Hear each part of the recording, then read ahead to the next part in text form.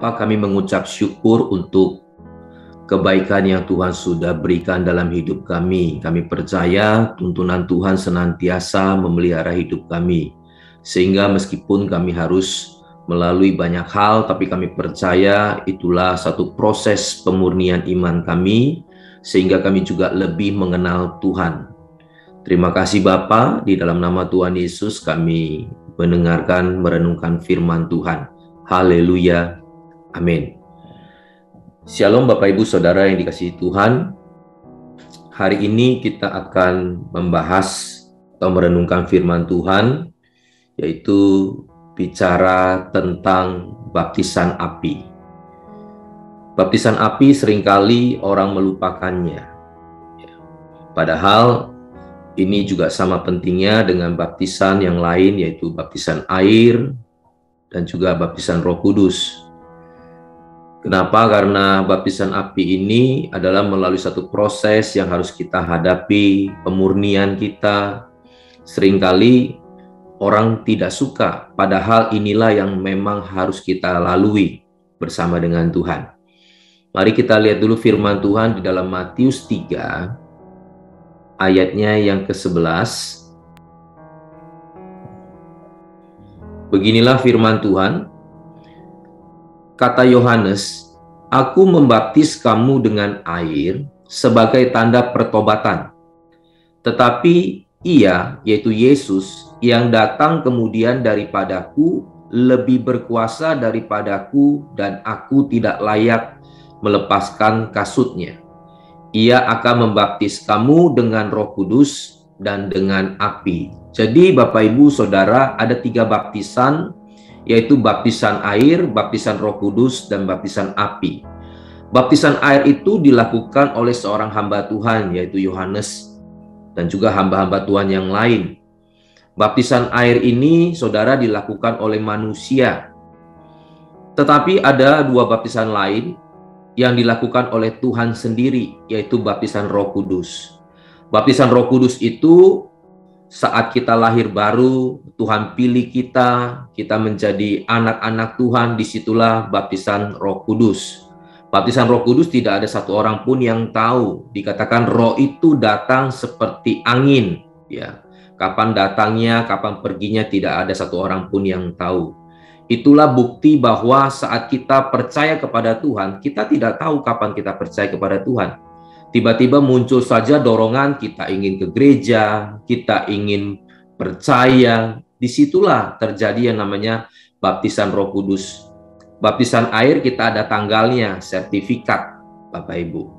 Tetapi baptisan Roh Kudus tidak ada yang tahu kapan. Tapi itu bisa kita rasakan seperti angin, tidak terlihat, tapi kita bisa rasakan bahwa disitulah kita mulai mencintai Tuhan dan mencari Tuhan. Nah, baptisan air, saudara, itu belum tentu dia mengalami baptisan Roh Kudus. Ya, baptisan air itu bisa saja karena orang tersebut ingin menikah, karena dia dipaksa, bisa saja.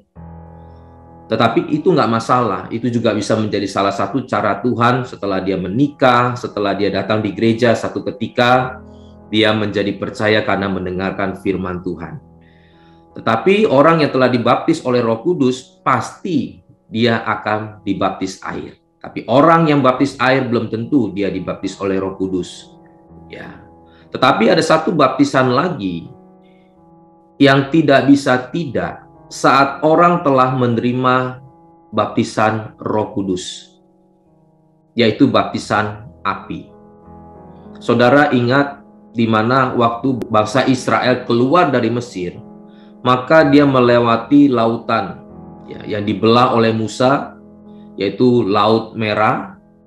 Di sanalah bangsa Israel dibaptis oleh air. Tetapi saudara, setelah itu bangsa Israel masuk dalam namanya padang gurun. Di sanalah diproses, ditampi. Itulah yang dikatakan baptisan api. Tuhan Yesus sendiri waktu dia dibaptis oleh Yohanes, dikatakan langit terbuka. Lalu burung merpati terlihat di sana, itu adalah lambang dari Roh Kudus. Roh itu membawa Yesus kepada padang gurun untuk dicobai. Di sana dicobai oleh iblis sebanyak 3 kali.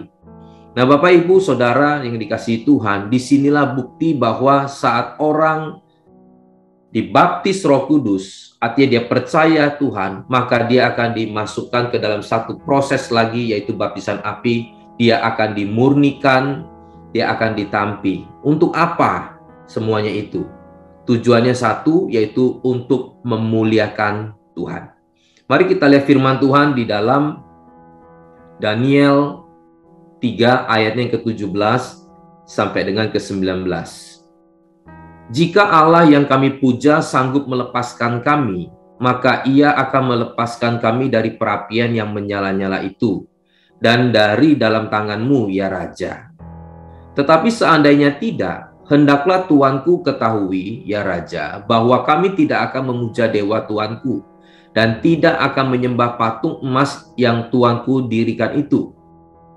Maka meluaplah kegeraman Nebukadnezar, air mukanya berubah terhadap Sadrak, Mesak, dan Abednego.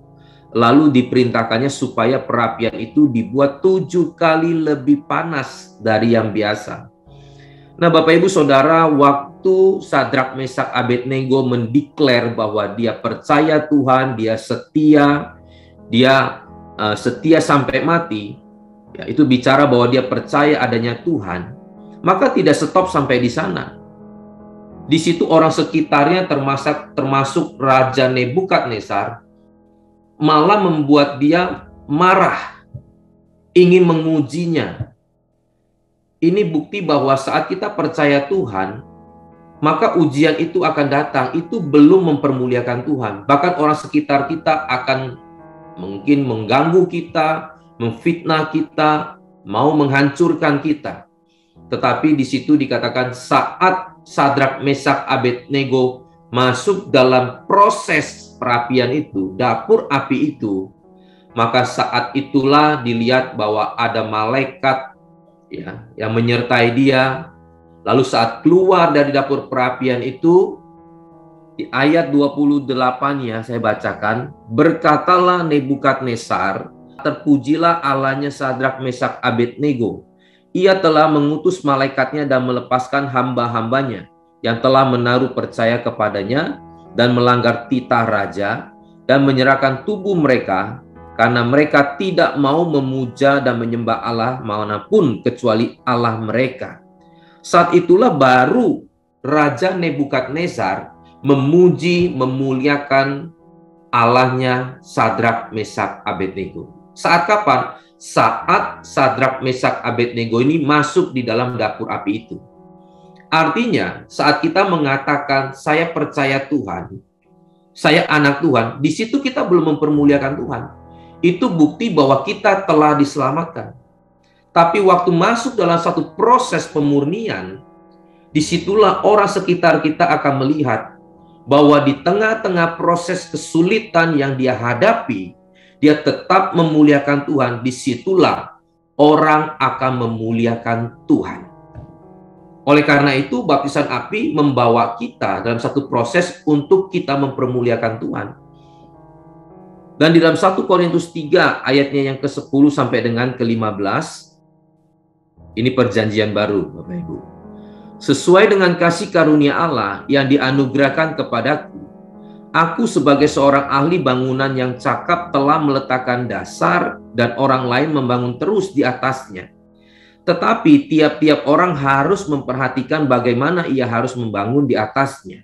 Karena tidak ada satu orang pun yang dapat meletakkan dasar lain daripada dasar yang telah diletakkan, yaitu Yesus Kristus.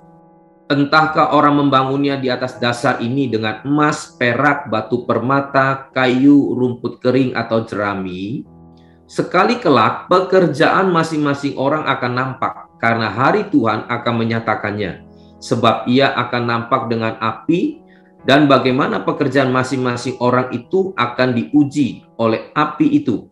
Jika pekerjaan yang dibangun seseorang tahan uji, ia akan mendapat upah. Ayat 15.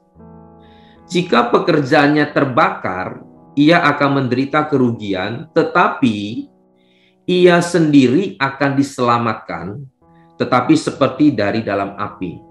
Nah, Bapak Ibu dalam Tuhan, kita percaya kepada Yesus Kristus, artinya kita meletakkan di dasar yang benar. Tetapi kita harus membangun di atasnya. Nah, kualitas seperti apa kita membangun di atasnya, itu kelak akan diuji. Kita bangun di atasnya itu emas, perak, kayu, atau jerami. Jerami inilah yang paling mudah terbakar. Ya, tapi kalau kita emas, kita akan keluar. Dan Tuhan katakan, kelak ini semua akan diuji, maka saudara akan mendapatkan upah. Tapi kalau jerami itu akan hangus terbakar. Nah, hari ini kalau kita masuk di dalam proses, lalu kita tetap setia kepada Tuhan dan berkenan di hadapan Tuhan, Tuhan juga akan berikan upah. Lalu dikatakan yang terbakar itu bagaimana? Dia tetap akan diselamatkan. Tetapi kelak yang membedakan adalah upah yang Tuhan akan berikan kepada kita. Nah, oleh karena itu, waktu kita masuk dalam baptisan api ini, ikutilah proses itu. Disitulah kita akan memuliakan Tuhan, disitulah Tuhan akan memberikan upah kepada kita kelak di surga nanti. Mari kita satu di dalam doa. Bapa di dalam surga, biarlah setiap proses yang kami lalui adalah proses yang datangnya dari Tuhan, yang kami tahu bahwa ini akan mempermuliakan nama Tuhan. Jikalau hari ini Tuhan, kami datang di dalam masalah pergumulan, letakkan tangan-Mu di bagian yang sakit. Dan jikalau kita sedang mengalami sakit hati, kepahitan, letakkan tangan-Mu di dada. Bapa di dalam surga, Engkau melihat setiap tangan-tangan yang meletakkan di bagian yang sakit, baik itu hatinya, tubuh jasmaninya. Tuhan, kiranya Tuhan lawat, Tuhan jamah, Tuhan pulihkan, sehingga mereka boleh berjalan bersama dengan Tuhan. Terima kasih, di dalam nama Tuhan Yesus kami sudah berdoa dan mengucap syukur. Haleluya, amin. Bagi Bapak Ibu Saudara yang masih memerlukan doa dan konseling, bisa menghubungi nomor yang tertera di layar. Tuhan Yesus memberkati.